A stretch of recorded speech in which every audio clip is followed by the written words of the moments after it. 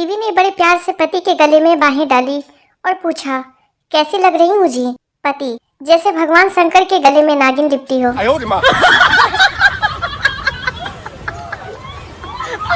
शादी करने के बाद और मोबाइल लेने के बाद एक ही बात का अफसोस होता है कि काश कुछ और दिन रुक जाता तो अच्छा मॉडल मिल जाता।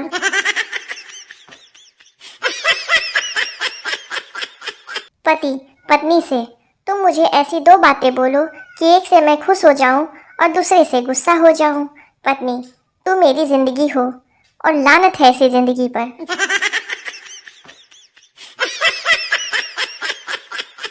पति, जरा पानी पिलाना। पत्नी, क्या प्यास लगी है?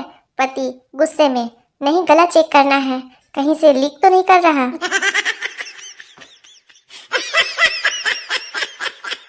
पत्नी पति से, जब देसी पीते हो तो पारो कहते हो और जब विस्की पीते हो तो डार्लिंग कहते हो।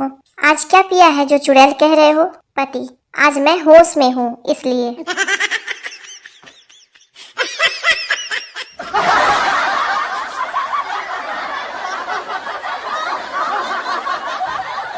ठंड का मौसम आ गया, अब सारे दुख एक तरफ और सुबह उठने का दुख एक तरफ।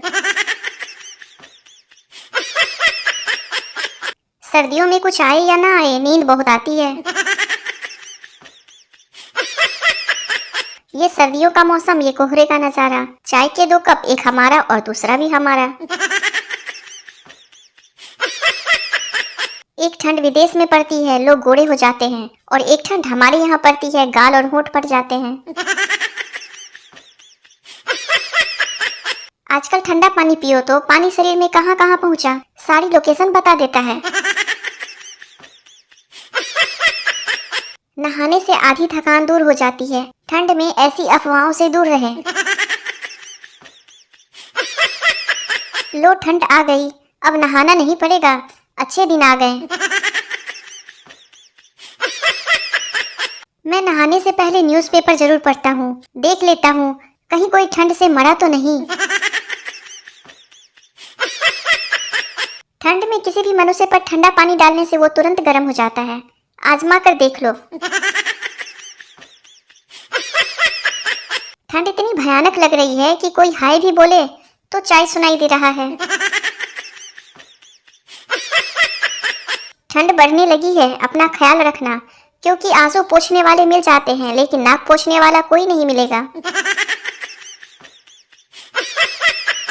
जो नहाने का साबुन 7 दिन चलता था वह 25 दिन चलेगा, ठंडी आ गई है ना। ठंड में नहाने के लिए जीगर नहीं गीजर चाहिए होता है साहब। ठंड इतनी पड़ रही है कि अकड़ के बैठने वाले लोग भी सिकुड़ कर बैठ रहे हैं। नून रोटी खाएंगे, पूरी ठंड भर नहीं नहाएंगे, ठीक है।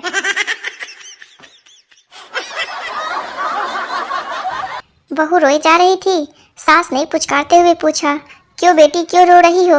बहू, क्या मैं चुड़ैल जैसी दिखती हूँ? सास, नहीं बिल्कुल नहीं। बहू, क्या मेरी आंखें मेढकी की तरह है? सास, नहीं तो। बहू, क्या मेरी नाक पकोड़े जैसी है? सास, नहीं। बहू, क्या मैं भैंस जैसी मोटी और काली हूँ? सास, नहीं बेटी बिल्कुल नहीं। बहू, फिर सारे मोहल्ले के लोग क्यों कहते फिरते हैं कि तू तो अपनी सास जैसी दिखती है?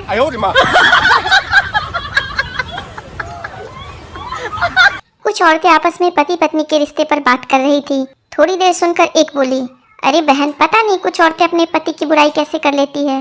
अब मेरे वाले को देख लो, अकल के नाम पर एक पैसा उसके पास नहीं, शकल राम ने दी नहीं, रंग ऐसा जैसे पैदा होते ही भट्टी में डालकर किसी ने भून दिया हो, और कंजूस तो इतना कि कच्चे भी सेकंड हैंड खरीद कर पहनता है।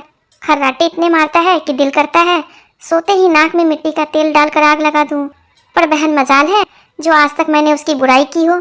जैसा भी है, मेरा तो देवता है, मैं तो कभी नहीं करती उसकी बुराई। सारे पति अपनी खुद की पत्नी को छोड़कर दूसरे की पत्नियों को क्यों देखते हैं? काफी सन्नाटे के बाद एक वाजिब जवाब आया, आदमी हमेशा दूसरों की गलती देखता है, अपनी नहीं।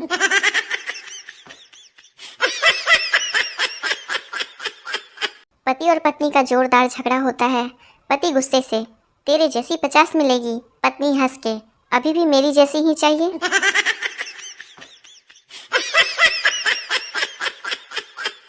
पप्पू हॉस्पिटल में नर्स से आई लव यू, तुमने मेरा दिल चुरा लिया है। नर्स, चल झूठे, दिल को तो हाथ भी नहीं लगाया, हमने तो किडनी चुराई है।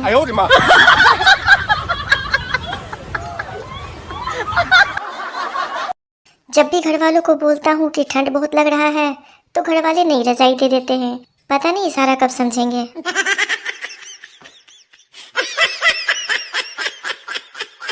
हर लड़की को कहते सुना है कि बाल बहुत झड़ रहे हैं, पर मजाल है आज तक टकली लड़की नहीं देखा मैं।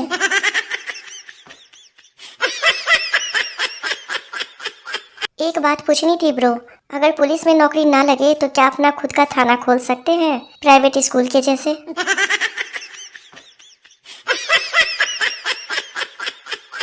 यकीन मानिए साहब, शादीशुदा जिंदगी बहुत अच्छी होती है, बस शुरू के 30-35 साल दिक्कत होती है।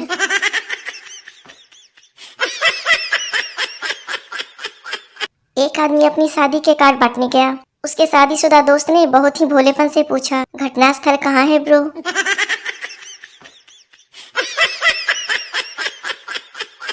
चाइना में आदमी दूसरी शादी नहीं करता क्योंकि उन्हें पता है दूसरी भी इसी शक्ल की आनी है, तो फिर यही ठीक है।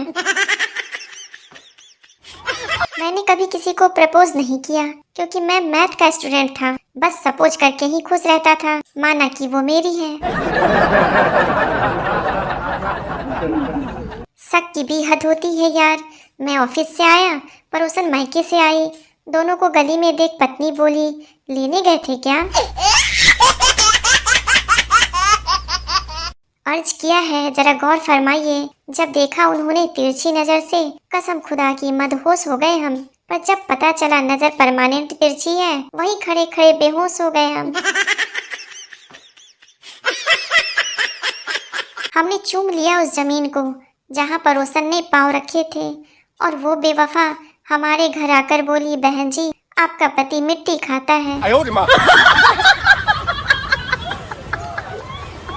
कल पड़ोसन की डीपी जूम करके देख ही रहा था, तभी पीछे से बीवी ने कंधा थपथपाया और बोली, रहने दो, इससे ज्यादा पास नहीं आएगी। जब लड़कियों को प्यार हो जाता है तो उनके घर वाले पूछते हैं, कौन है वो गधा? और जब लड़कों को प्यार होता है तो उनके घर वाले पूछते हैं, अबे गधे, कौन है वो लड़की? प्यार चाहे किसी को भी हो, गधा हमेशा लड़कों को ही बताया जाता है। एक पागल आईने में खुद को देखकर सोचने लगा, यार इसको कहीं देखा है। काफी देर टेंशन में सोचते सोचते, धत तेरी की, ये तो वही है जो उस दिन मेरे साथ बाल कटवा रहा था।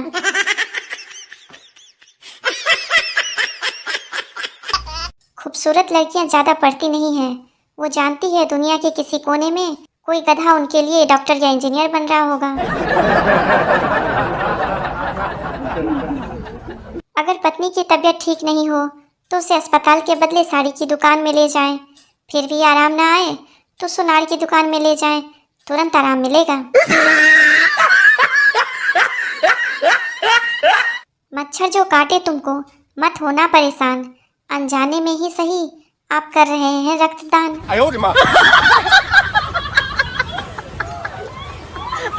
एक मुर्गी किराने की दुकान पर जाकर बोली, एक अंडा दो।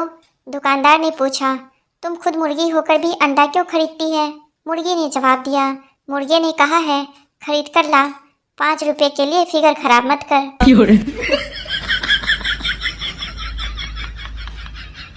भगवान ने एक बूढ़े से पूछा, अब तुम्हारा बुढ़ापा आ गया है, कर्म के हिसाब से मुझे तुमको बीमारी देनी होगी। तुम्हारी भक्ति की वजह से 2 में से एक बीमारी चुनने का मौका देता हूँ, या तो याददाश्त खो जाएगी या हाथ पैर कांपेंगे। बूढ़े ने अपने मित्र से पूछने की इजाज़त लेकर मित्र से पूछा। मित्र ने कहा कि हाथ पांव कांपने की बीमारी मांगना, क्योंकि गिलास में से एक आध पैक छलक जाए तो कोई बात नहीं, पर बोतल रखी कहाँ है यही भूल जाओगे तो भारी मुश्किल हो जाएगी। यमराज, बोलो प्राणी, तुम कहाँ जाना चाहते हो, स्वर्ग में या नर्क में? आदमी, प्रभु पृथ्वी से मेरा मोबाइल और चार्जर मंगवा दो, मैं कहीं भी रह लूंगा। कल पड़ोसी से मिक्सर मांगा, पड़ोसी बोला यहीं आकर यूज़ कर लो। आज वो झाड़ू मांगने आया, मैंने भी कह दिया यहीं आकर यूज़ कर लो, जैसी करनी वैसी भरनी। हाय, उसके होठों की वो लाली, बाद में पता चला बिमल खाती थी साली।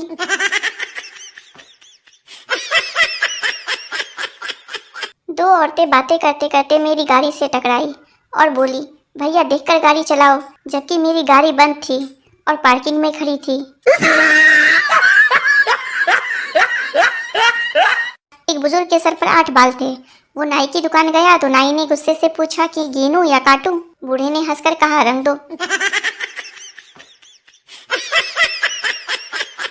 माँ घबराई हुई बोली, बेटा जल्दी घर आ जाओ, बहू को पैरालिसिस का अटैक आया है, मुंह टेढ़ा, आंखें ऊपर, गर्दन घुमी हुई है। बेटा रहने दे माँ, तू घबरा मत, वो सेल्फी ले रही है। बच्चा, पापा जैसे आप मुझे मारते हो, क्या दादाजी भी आपको मारते थे? बाप, हाँ बेटा। बच्चा, तो ये खानदानी पागलपन कब तक चलेगा? एक छोटा बच्चा दुकानदार से, अंकल गोरा होने का क्रीम है क्या? दुकानदार, हाँ है। बच्चा, तो साले लगाते क्यों नहीं, रोज डर जाता हूँ। पति, तुमने मेरी जेब से पैसे निकाले क्या? पत्नी, हाँ कुछ जरूरत थी। पति, तो मांग लेती, निकालने की क्या जरूरत थी? पत्नी, कब तक मांगती रहूंगी, अब मुझे आत्मनिर्भर बनना है। सोच रहा हूँ वजन बढ़ा लूं थोड़ा, लोग मुझे हल्के में ले रहे हैं। शादी उसी से करनी चाहिए जिससे करतूतें मिलती हो, कुंडली नहीं। उपवास करने से तन हल्का हो जाता है और बकवास करने से मन, इसलिए बकवास करो और डिप्रेशन से बचो। बीवी का होना बहुत जरूरी है, क्योंकि जिसे बीवी परेशान नहीं करती वो पूरे देश को परेशान करता है। जिंदगी जीने का एक ही आसान तरीका है, सांस लेते रहिए और छोड़ते रहिए और हमें फॉलो करते रहिए।